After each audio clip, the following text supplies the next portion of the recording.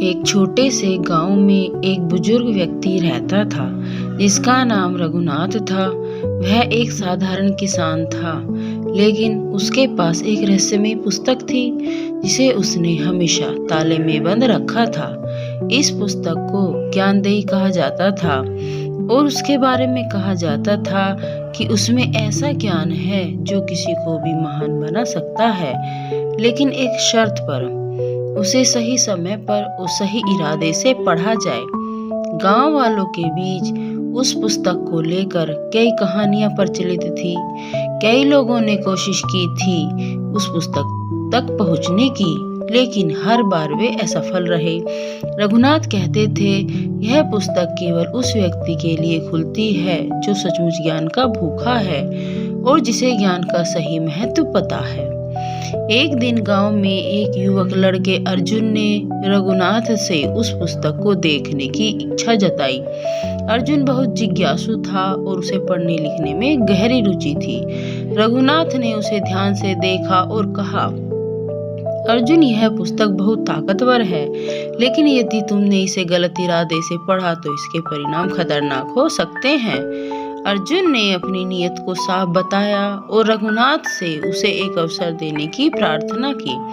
रघुनाथ ने उसकी आंखों में सच्चाई देखी और उसे पुस्तक का ताला खोलने का मौका दिया। जैसे ही अर्जुन ने पुस्तक खोली, उसकी आंखें चमक उठी। पुस्तक के पहले पन्ने पर लिखा था, ज्ञान सच्चा है, लेकिन इसके लिए मूल्य चुकाना पड़ता है। जैसे जैसे अर्जुन ने पन्ने पलटने शुरू किए, उसे ऐसी अद्भुत जानकारियां मिलने लगी जो किसी साधारण इंसान की कल्पना से भी परे थी। परंतु जैसे ही उसने पूरी पुस्तक पढ़ ली, उसके चेहरे का रंग फीका पड़ गया। रघुनाथ ने उसे देखा और पूछा, क्या हुआ अर्जुन? अर्जुन ने कांपती हुई आवाज में कहा, बाबा, इस पुस्तक ने मुझे ज्ञान दिया है, लेकिन इसी के साथ उसने मेरे जीवन की 1 साल की आयु भी ले ली है। हर बार जब मैं इसे पढ़ूंगा, मैं 1 साल खो दूंगा। रघुनाथ ने मुस्कुराते हुए कहा, यही है इस पुस्तक का रहस्य। यह केवल उन लोगों के लिए है जो ज्ञान के लिए अपना सब कुछ त्यागने को तैयार हैं। अर्जुन समझ गया कि हर ज्ञान की एक कीमत होती है और वह अब उस पुस्तक को हमेशा बंद रखने का निर्णय लेता है। इस प्रकार ज्ञानदेही एक ऐसी पुस्तक बन गई जो केवल सच्चे साधकों के लिए खुलती थी, परंतु हर कोई उसकी शक्ति की कीमत चुकाने को तैयार नहीं था। प्राचीन समय की बात है, एक छोटे से गांव में हरि नाम का एक गरीब किसान रहता था। वह बहुत ही ईमानदार और मेहनती था। उसकी एक छोटी सी जमीन थी जहां वह खेती करता और जो भी कमाता उसी से अपने परिवार का पालन पोषण करता। एक दिन हरि खेत में काम कर रहा था। दोपहर के समय जब धूप तेज हो गई तो वह पेड़ के नीचे बैठकर आराम करने लगा। तभी उसे पास की नदी से किसी के डूबने की आवाज सुनाई दी। वह तुरंत वहां पहुंचा और देखा कि एक आदमी पानी में बह रहा है। हरि ने बिना कुछ सोचे समझे नदी में छलांग लगा दी और उस आदमी को बचा लिया। वह आदमी एक धनवान व्यापारी था। उसने हरि से कहा, तुमने मेरी जान बचाई है, मैं तुम्हें इसका इनाम दूंगा। लेकिन हरि ने विनम्रता से कहा, मैंने तो सिर्फ अपना कर्तव्य निभाया है, मुझे इनाम की कोई आवश्यकता नहीं। व्यापारी हरि की ईमानदारी और निस्वार्थता से बहुत प्रभावित हुआ। उसने जाते जाते हरि को एक सोने की अंगूठी भेंट में दी। हरि ने उस अंगूठी को बेचने के लिए बाजार में ले जाने का सोचा, लेकिन रास्ते में उसकी अंगूठी कहीं गिर गई। हरि को बहुत दुख हुआ, लेकिन उसने सोचा कि यह भगवान की मर्जी थी। वह अपने खेत लौट आया और अपनी मेहनत में लग गया। कुछ दिनों बाद हरि के खेत में एक अजीब सी बात हुई। जहां अंगूठी गिरी थी वहीं जमीन खुदाई के दौरान उसे एक घड़ा मिला। जब उसने घड़ा खोला तो उसमें सोने के सिक्के भरे हुए थे।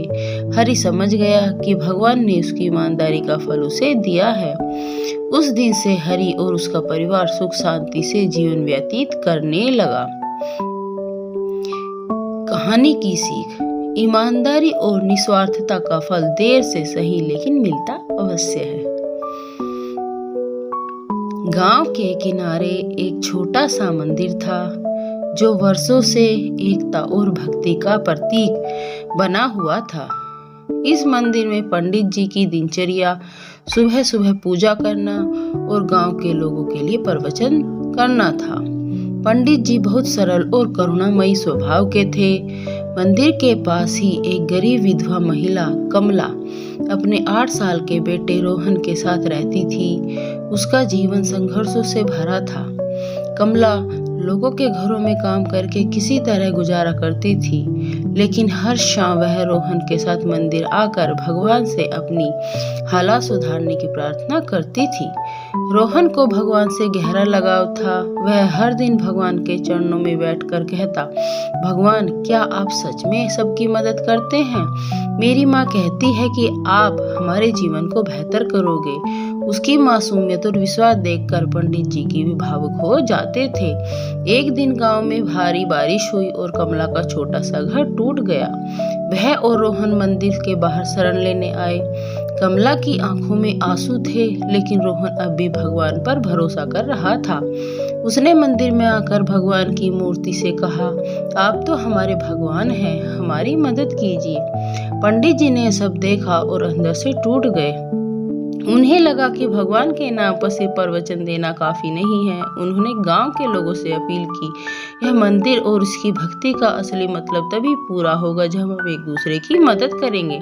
कमला और रोहन हमारे परिवार का हिस्सा हैं, हमें उनकी मदद करनी चाहिए। उनकी मदद करना हमारी जिम्मेदारी है। गांव वालों ने मिलकर कमला के लिए एक नया घर बनवाया, रोहन की पढ़ाई का इंतजाम किया और कमला को एक स्थायी काम दिलाया गया। अब कमला की आंखों में आंसू नहीं बल्कि कृतज्ञता और खुशी थी।